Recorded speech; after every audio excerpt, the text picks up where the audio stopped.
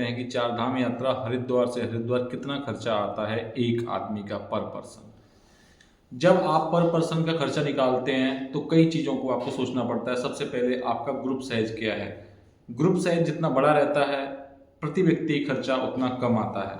अब हम बात करते हैं कि वास्तव में कितना खर्चा आता है हरिद्वार में, हरिद्वार से हरिद्वार चार धाम यात्रा करने का। ट्रांसपोर्टेशन का, ट्रांसपोर्टेशन आप कैसे कर रहे हो, एक जगह से दूसरी जगह कैसे मूव कर रहे हो, चार धाम यात्रा को किस प्रकार से अपना कैरी ऑन कर रहे हो, इस पर आपका खर्चा निर्भर करता है।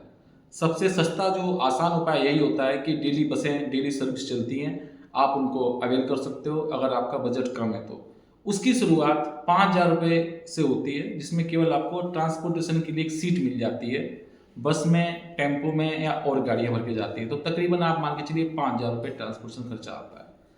अगर आप अपना वाहन करते हो, डिज़ायर करते हो, एर्टिगा करते हो, किया करते हो, इनोवा करते हो, टेम्पो ट्रेवलर लेते हो, वो हर वाहन की लग्जरी के हिसाब से, उसकी कंडीशन के हिसाब से उसका वेरिएबल रहता है। वो ट्रैवल व्यवसायी आप किसी भी टूर ऑपरेटर से बुकिंग करा सकते हो, हमसे बुकिंग करा सकते हो, आप जहाँ चाहे वहाँ बात कर सकते हो इसके लिए।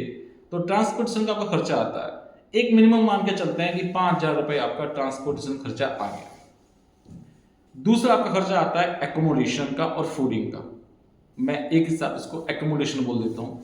तो एकोमोडेशन और फूडिंग का कितना खर्चा आता है ये भी निर्भर करता है कि आप किस प्रकार के होटल को प्रेफर कर रहे हो। आप धर्मशालाओं में सहज हैं, आप परिवार के साथ यात्रा कर रहे हो, सिंपल अपना बिछा के सोना चाहते हो, डॉर्मेट्री भी उपलब्ध रहती हैं आप जब जाते हो। लेकिन ये भी डिपेंड करता है कि आपका ग्रुप साइज क्या है।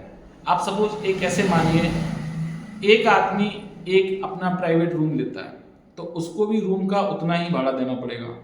अगर 3 या 4 लोग हों तो भी वो एक रूम लेगा, पर अपनी प्राइवेसी 4 लोगों के साथ वो शेयर करेगा।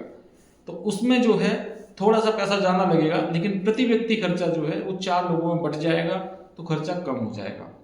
खाने के खर्चे की जहाँ तक बात है तो आप एमएपी प्लान जिसमें डिनर और ब्रेकफास्ट दोनों होता है उसको भी अवेल कर सकते हो।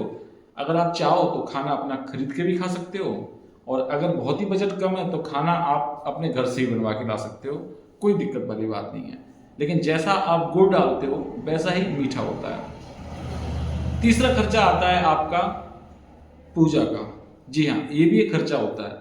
आप चार धाम की यात्रा करते हो, इसके अलावा भी कई मंदिरों की यात्रा करते हो, हरिद्वार में भी जाते हो, गंगा घाट पे जाते हो, तो दान दक्षिणा भी होती है, पूजा पाठ भी होता है, प्रसाद तो आप लोग ही कम से कम, तो वो भी एक खर्चा रहता है। ये डिपेंड करता है आपकी अपनी श्रद्धा भावनाओं पे, आपके सामर्थ्य पे कि भगवान ने आपको कैसा दिया है, आप कैसा ब्राह्मण को दान दक्षिणा करते हो। तो ये 3 प्रकार के खर्चे होते हैं चार धाम यात्रा के दौरान आपको करने पड़ते हैं।